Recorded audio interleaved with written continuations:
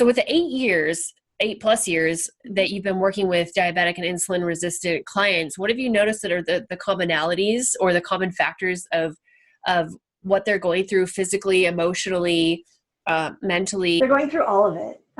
Part of the problem is the emotional component to the food, right? So we've all been taught to eat in a certain way. You know, we grew up in a certain household where our mom cooks the way that their mom cooked, which cooks the way that they're, you know, so we're taught to eat certain foods, and that's what we tend to pass on. So that's one of the misnomers behind insulin resistance, is it runs in families because of genes.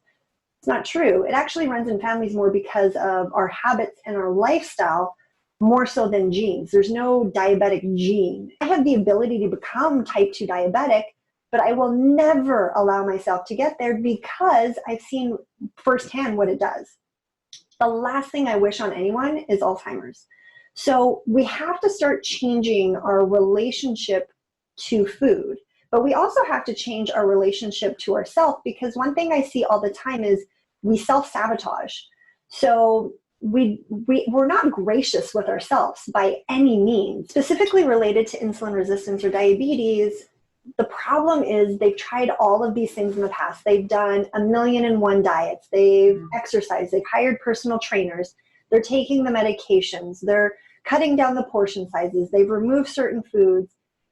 And the problem or the frustration is they're not seeing tangible results that are long lasting. And the reason that is because, yes, we have to exercise. Yes, as humans, we have to move. We do have to change the foods, but what foods? How do we change it? Because everyone's so different. Everybody's so unique. We need to actually learn or relearn how to eat. How do we exercise for ourselves? Because unfortunately, we started alluding to the fact that stress is a problem, and stress can be anything. It could be emotional, it can be physical. So emotional stress could be you got into a fight with your family member, your boss was riding you all day, you have all of these deadlines at work, your car broke down, the finances.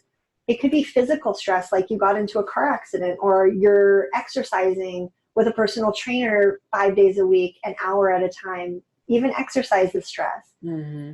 If our body isn't capable of handling those stressors and it's just another thing added, your body goes, forget it, I can't do this. And so it continues to break down, which is the frustration part, because it's like, look, I'm doing all of these things and nothing is working.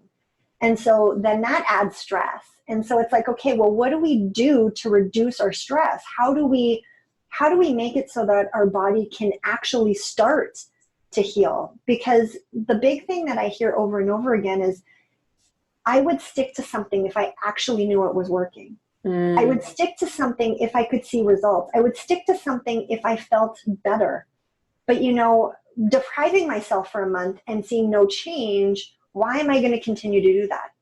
You know, if I'm going to continue to be overweight, not lose the weight, not be able to sleep, be exhausted, have to take these meds, why am I going to stress out about eating the perfect diet if it's not working?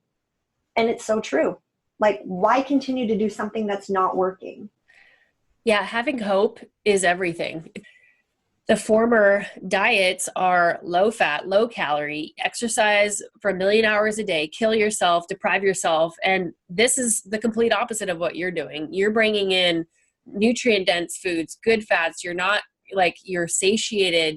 It's like a whole different ball game, right? So let's go through some of those things that you're doing. Cause people think that it's deprivation, and it's this like, it's like coming off of a drug. It's like, oh no, but if you have something to replace, right, it's not that hard. It's just finding that thing that works.